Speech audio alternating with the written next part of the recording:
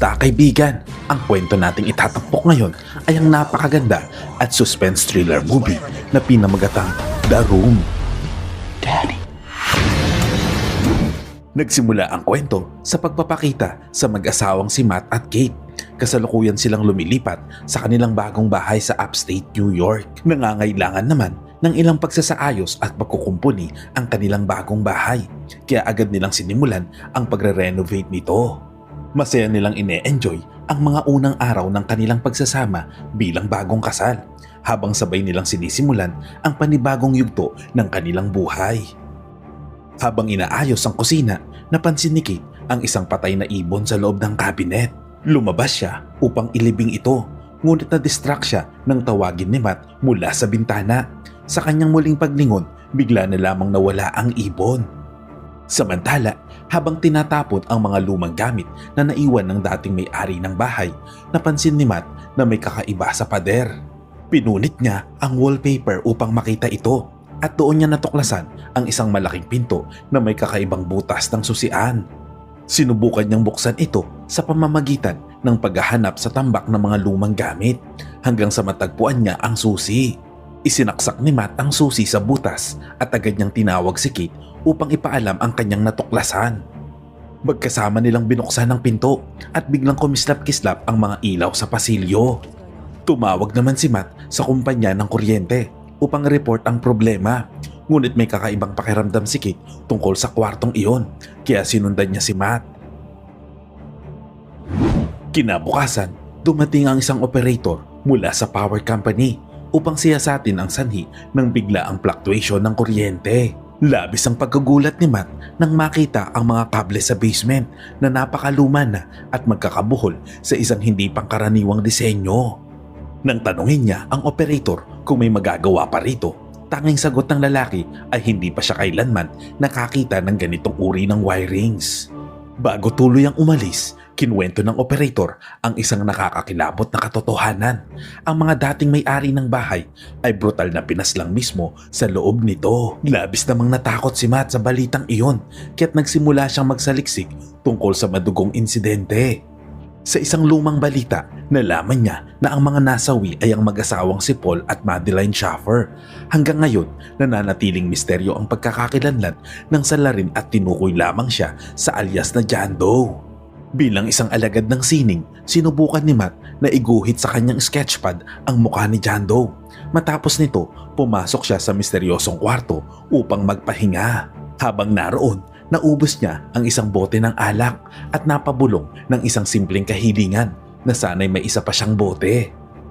Biglang kumislap ang ilaw at sa kanyang matinding pagtataka, isang panibagong bote ang biglang lumitaw sa kanyang harap. Dito niya napagtanto ang nakakakilabot na katotohanan na kayang tuparin ng kwartong iyon ang anumang kahilingan. Samantala, nagising si Kate dahil sa paulit-ulit na pagkislap ng mga ilaw sa sala. Agad siyang umakyat upang tignan si Matt.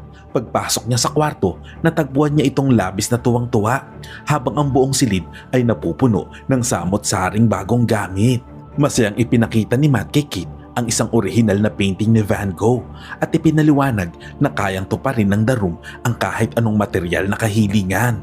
Sa una, inakala ni Kate na isa lamang ito sa mga biro ni Matt at tinawanan niya ito. Ngunit kalaunan, napagtanto niyang seryoso ang kanyang asawa. Upang subukan ang sinasabi ni Matt, humiling si Kate ng $1,000. Hinanap ito ni Matt sa buong silid at hindi nagtagal, nakita niya ang eksaktong halagang hiniling ni Kate. Hindi pa rin lubos na kumbinsido. Humiling si Kate ng $1,000,000 at sa isang iglap, naging milyonaryo ang mag-asawa. Gayunpaman, sa halip na matuwa, nakaramdam ng takot si Kate at agad na lumabas ng silid. Sinubukan ni Matt na kumbinsihin siya. Sinasabing dapat nilang sulitin at paglaruan ang kapangyarihan ng The Room. Buong araw ay ginugol ng mag-asawa ang kanilang oras sa paghiling ng kung ano-anong bagay. Mga damit, champagne, mamahaling sining at salapi, lahat ay nakukuha nila sa isang simpleng kahilingan lamang. Walang kapantay ang saya ni Matt at Kate habang nalulunod sila sa karangyahan at material na bagay. Ngunit sa pagtatapos ng gabi, nagsimulang magtanong si Kate kung paano nga ba nagagawa ng The Room na tuparin ang kanilang mga hiling. Pinakalma siya ni Matt at sinabing huwag na lamang niya itong isipin. Sa mga sumunod na araw, tila walang hangganan ang kanilang kasiyahan at labis na pamumuhay. Sa tuwing may hinihiling sila, kumikisla pang mga ilaw kasabay ng paggalaw ng pinanggagalingan ng kuryente sa basement. Ipinagdiwang nila ang biglaang yaman sa pamamagitan ng walang patid na kasiyahan sa loob mismo ng The Room. May alak, regalo at walang tigil na pagdiriwang, ngunit hindi nagtagal na wala rin ng saya. Kinabukasan, nagising si Kate na may pakiramdam ng kawalan sapagkat hindi niya kayang punan ng material na bagay ang isang puwang sa kanyang kalooban. Napansin naman ito ni Matt at nag-alala siya. Bilang sorpresa, ipinakita niya kay Kate ang isang crib na nagpapahiwatig na panahon na upang subukan nilang magkaanak.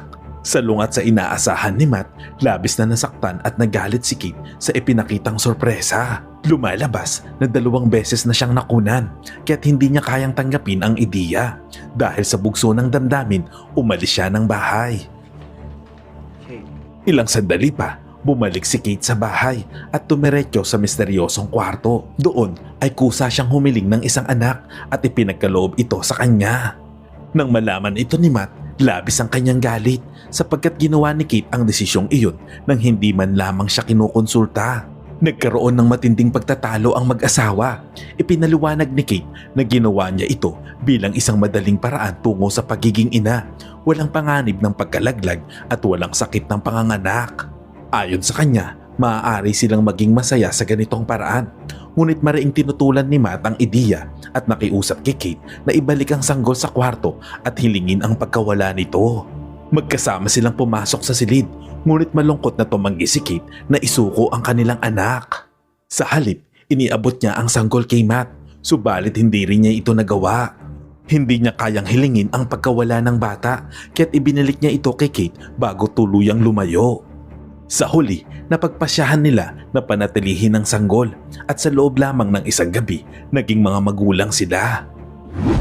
Habang nasa kanyang mesa, napansin ni Matt ang hindi pa natapos na guhit ni John Doe. Muli siyang nagsaliksik tungkol sa krimeng naganap. Ilang dekada na ang nakalipas at doon niya nalaman na buhay pa ang pangunahing sospek na ngayon nasa isang psychiatric hospital. Sa isa pang lumang balita, sinabi ni John Doe na ang The Room ang nagtulak sa kanya upang gawin ng krimen. Kinabahan naman si Matt at naisip na kausapin ng lalaki. Hindi nagtagal, nagtungo si Matt sa naturang institusyon upang personal na makaharap si John at malaman ang katotohanan tungkol sa The Room. Pagdating niya roon, binalaan siya ng isang nurse na wala pang bumibisita kay John sa loob ng 45 taon maliban sa mga reporter, kaya't nagpakilalang reporter si Matt upang makapasok. Sa wakas, nagharap si Matt at ang matandang John Doe. Sinimulan ni Matt ang pagtatanong tungkol sa bahay, lalo na sa misteryosong silid. Sa sandaling iyon, nakita niya ang nakakatakot na ngiti sa mukha nito at sinabing matagal na niyang hinihintay ang sandaling iyon. Nang tanungin ni Matt kung bakit niya pinatay ang mag-asawang shopper, simple ngunit nakakakilabot ang sagot ni John. Sinabi nitong iyon lamang ang tanging paraan. Pagkatapos, iniba ni John ang usapan at sa halip, inutusan niya si Matt na lisanin na ang bahay. Mariin niya itong binalaan na umalis kaagad bago pa mahuli ang lahat. Bago tuluyang magpaalam, sinabi ni John ang isang nakakakilabot na babala. Ayon dito, mas mapanganib ang taong nakakakuha ng lahat ng gusto niya kaysa sa taong hindi makuha ang gusto nito. Samantala, habang pauwi, huminto si Matt sa isang gasolinahan, ngunit laking gulat niya nang magmistulang alikabok ang kanyang pera. Dahil dito, dali-dali siyang umuwi upang subukang muli ang kanyang hinala. Inilabas niya ang mga natitirang salapi at ganoon nga ang nangyari, naging abo rin ng mga pera. Sinubukan niya namang ilabas ang painting ni Van Gogh, ngunit muli niyang napatunayan ang kanyang teorya. Anumang bagay na galing sa The Room ay hindi maaaring ilabas dahil agad itong nagiging alikabok. Sa tindi ng galit at pagkadismaya, sinira ni Matt ang mga pader upang alamin ang sikreto ng silid. Ngunit wala siyang natuklasan maliban sa masalimuot na magkakabuhol na kable. Hanggang sa punitin niya ang isang wallpaper at doon niya nadiskubre ang isang mapa ng buong bahay kasama ang mga gabay na magkakaugnay na wiring. Samantala, Sinubukan namang ilabas ni Kate ang sanggol, ngunit agad siyang pinigilan ni Matt at binalaang hindi ito ligtas. Gayunpaman, hindi niya pa rin sinabi ang tunay na dahilan kung bakit hindi dapat ilabas ang bata. Hindi nagtagal, nagsimulang umiyak ang sanggol nang walang tigil, tila ba ito'y nahihirapan o nasasaktan. Nang marinig ito, nag-alinlangan si Matt kung tutulungan ba niya si Kate at ang bata, ngunit sa huli, lumabas siya upang iligtas ang mga ito. Sa labas ng bahay, mabilis na tumanda ang sanggol at sa loob lamang ng ilang segundo, naging isang batang lalaki na ito. Nang muli silang pumasok sa bahay, hindi makapaniwala ang mag-asawa sa kanilang natuklasan. Di nagtagal, inamin ni Matt kay Kate ang katotohanan. Kayang ibigay ng The Room ang anumang ninanais ng puso, ngunit may kapalit, hindi maaaring ilabas ang anumang nagmula rito. Kapag inilabas, mabilis itong tumatanda at tuluyang nagiging alikabok. Ngunit mariing tumutol si Kate. Ayon sa kanya, ang sanggol ay hindi isang bagay at hindi niya matatanggap na hindi maaaring ilabas ang kanilang anak. Sa pagkakataong iyon, unti-unti na siyang napalapit sa bata na buong paniniwala niyang kanilang anak at pinangalanan niya itong Shane. Teka kaibigan, bago natin ipagpatuloy ay maaari ba akong makahingi ng like? Simpleng bagay lang yan pero napakalaking tulong sa akin yan. At kung hindi ka pa nakasubscribe sa aking channel ay pasubscribe naman po. Maraming salamat. Sa mga sumunod na araw, tinuruan ni Kate sa bahay si Shane at ipinaliwanag dito na hindi siya pwedeng lumabas dahil sa delikadong mikrobyo sa paligid. Isang araw, naging makulit at walang pasensya si Shane habang tinuturuan ni Kate na magbasa, kaya nagwala ito at nagkaroon ng pagkainis at nagtantrums. Sa buong buhay niya, hindi niya pa nararanasang lumabas ng bahay. Lahat ng alam niya ay ang mga pader ng bahay na hindi niya pwedeng iwanan. Makalipas ang ilang araw, nakatanggap si Kate ng package sa labas at lagi niyang sinisigurado na nakasara ang pinto tuwing pumapasok at lumalabas siya. Ibinigay niya ang package kay Matt na siya namang umorder at doon nila nakita ang bagong baril na binili nito. Sa kasamaang palad, nakalimutan ni Kate na nakabukas pala ang harapang pinto. Habang abala siya sa pagtugtog ng piano, palihim namang lumapit si Shane sa harap ng pinto at binuksan ito nang hindi napapansin. Inilabas niya ang kanyang kamay sa labas at naramdaman ang sariwang simoy ng hangin. Labis ang kanyang kuryosidad sa labas ng bahay. Bigla naman itong naramdaman ni Kate at tumakbo ito ng pagalit papunta sa kanyang anak. Niyakap niya si Shane ng mahigpit at laking ginhawa niya ng ligtas at walang pinsala ang bata. At upang maiwasan ang pagtakas ni Shane, nagpa siya ang mag-asawa na takpan ang bawat bintana ng mga kahoy. Nang gabing iyon, nagising si Kate at nakita si Shane sa tabi ng kanyang kama at nais nitong matulog kasama siya. Sinabi ng bata na gusto niyang laging kasama ang ina kaya niyakap siya ni Kate ng mas mahigpit. Sa mga sumunod na araw, nagpractice si Matt sa paggamit ng bagong baril. Pagkatapos nito, bumalik siya sa bahay at nakita si Shane na naglalaro ng snowball sa loob ng kanyang art studio. Pinalabas niya ito agad, ngunit dahil sa pagkabigla, nabitawan nito ang snowball at nabasag sa sahig. Hanggang sa mga araw na iyon, hindi pa rin niya lubos na matanggap bilang anak si Shane. Ilang sandali lang, galit na hinarap siya ni Kate at tinanong kung bakit hanggang sa mga araw na iyon ay hindi pa rin niya kayang iparamdam ang pagiging ama sa bata. Samantala, ng gabing iyon, habang naglalakad si Shane sa pasilyo, napansin nito ang malaking power source na puno ng magkakabuhol na kable at sa huli, napasok niya ang misteryosong kwarto. Buong gabing kumikislap-kislap ang mga ilaw sa bahay, ngunit hindi ito napansin ni Matt at Kate. Paggising ni Matt sa loob ng studio, nakita niya ang bagong snow globe sa kanyang tabi at ang basag na snow globe sa malayo. Nang mapansin ang kumikislap na ilaw, agad niyang pinuntahan si Kate at ginising ito sa kanyang kwarto. May ideya na sila kung ano ang sanhi nito. Pumasok ang mag-asawa sa The Room at nagulat sila nang makita si Shane na nakagawa ng outdoor area sa loob ng silid. Ang dating 4 na sulok ng silid ay naging malawak na kagubatan at ng mga sandaling iyon, masayang-masaya si Shane sa paggawa ng snowman. Lubos na humanga si Kate sa mundong nilikha ng kanyang anak, kaya nakisaya siya kay Shane. Ngunit si Matt ay galit na galit. Hinawakan niya si Shane sa braso upang ibalik ito sa loob ng silid. Dahil dito, nagkaroon ng mainit na pagtatalo ang mag-asawa kung dapat ba nilang payagan si Shane na maglaro sa misteryosong kwarto. Iginiit ni Matt na delikado, ngunit naniniwala si Kate na okay lamang iyon. Habang nag-aaway, tumunog ang telepono at sinagot naman ito ni Shane kahit na hindi siya pinapayagang makasagot o makipag-usap sa iba. Agad na kinuha ni Matt ang telepono at nagulat siya nang malaman na si John ang tumatawag. Nalaman nito na ang mag-asawa ay humiling ng isang batang lalaki. Mula sa kusina, nakinig naman si Kate sa ibang telepono at narinig ang buong pag-uusap. Ipinaliwanag ni John na kailangan nila ng napakalaking sakripisyo upang mapalaya si Shane. Ito ay kung mamamatay si Kate, maaari nang lumabas si Shane at tumanda tulad ng normal na bata. Sa nakagugulat na twist, ibinunyag ni John sa telepono na siya rin ay isang batang nilikha ng The Room noon. Sinabi ni John na pinatay ng kanyang ina ang kanyang ama noon. Pagkatapos ay pinilit siyang patayin ng ina upang siya'y maging malaya. Sinabi din nito kay Matt na dalawang opsyon lamang ang mayroon siya. Patayin si Shane at iligtas si Kate o patayin si Kate at iligtas si Shane. Nang marinig ni Kate ang pag-uusap, umalis siya ng bahay na nagdulot ng labis na pag-aalala kay Matt. Sinubukan niyang ibangga ang sasakyan, ngunit hindi niya ito kayang gawin. Samantala, mag-isa sa bahay kasama si Shane, nagpanik si Matt at nawala ang kanyang kontrol hanggang sa masira niya ang kanyang studio. Hindi nagtagal, naghanda siya ng hapunan para kay Shane na nakaupo sa kanyang harapan sa dining room. Habang nagtatanong ang batang lalaki ng sunod-sunod na katanungan, nawala ang pasensya ni Matt. Sinabi niya kay Shane na hindi siya tunay na bata at wala siyang mga magulang. Dahil sa galit, hinila ni Matt si Shane papunta sa harap ng pinto. Ngunit natakot ang bata at tumakbo pabalik sa kanyang kwarto. Sa kwarto ni Shane, napagtanto ni Matt na nasaktan niya ang bata at taus-puso siyang humingi ng tawad. Humiling naman si Shane na basahan siya ni Matt ng kwento at nagtapos ang gabi na magkatabi silang natutulog. Pagdating ni Kate sa bahay, magulo pa rin ang damdamin niya.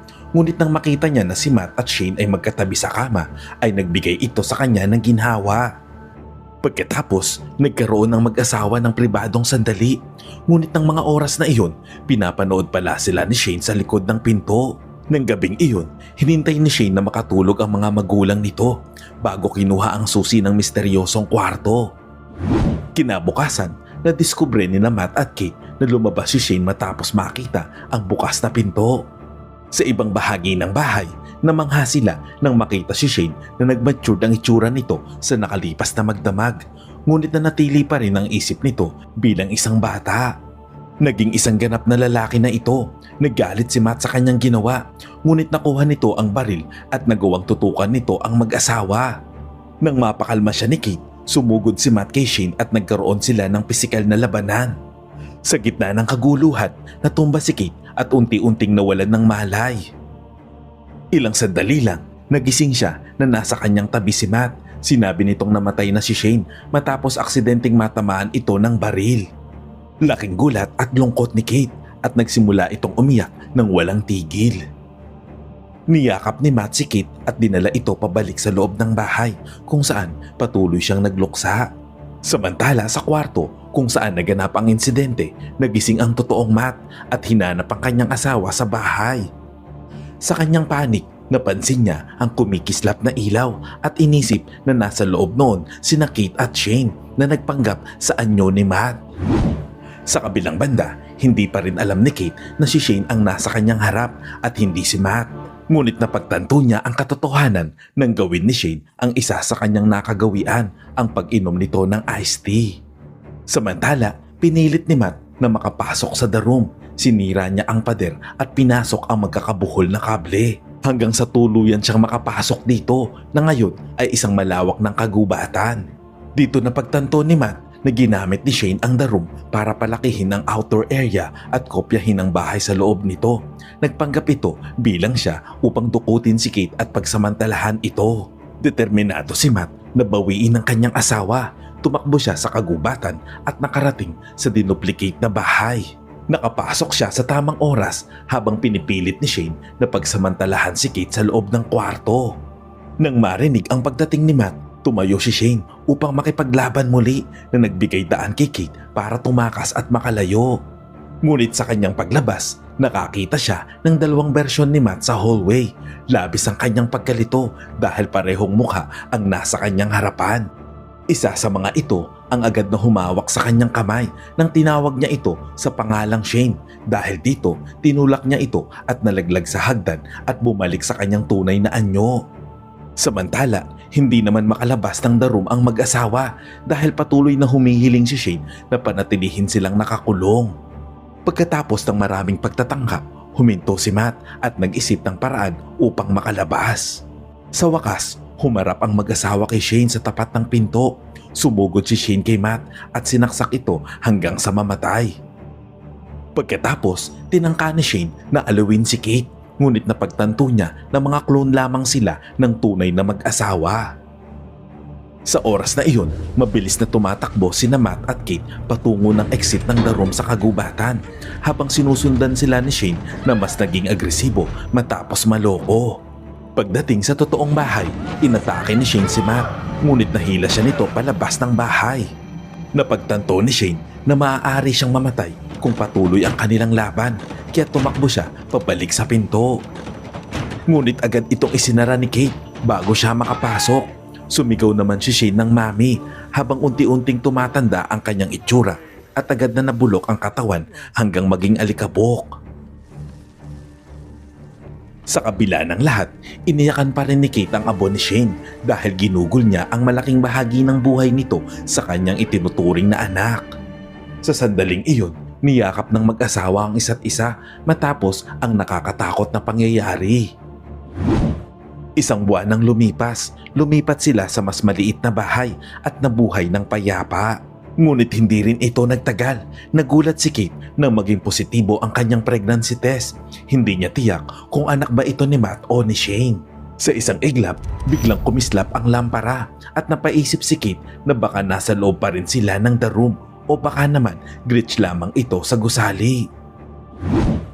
Ang moral lesson ng kwentong ito ay dapat pala doon nag-wish si Cara David sa the room para siguradong matupad ang kanyang kahilingan. Aray ko!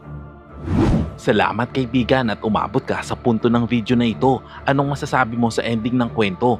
Kung nagustuhan mo ito ay pwede ba akong makahingi ng like at pakitype naman sa comment section ang salitang Agnus Project. At kung bago ka naman sa ating munting channel ay pasubscribe naman po bilang suporta at para maipagpatuloy natin ang paghahatid ng magagandang movie recap. Panoorin mo na rin po ang buong movie pag may time ka. Sana'y nagustuhan mo kaibigan ang kwentong ating itinampok. Kung magkagayon ay baka naman pwedeng pakilike ang videong ito at pasubscribe na rin sa aking channel. Kung hindi mo naman ito nagustuhan ay pwede mong pindutin ang dislike button ng 2 beses para makasigurado ka.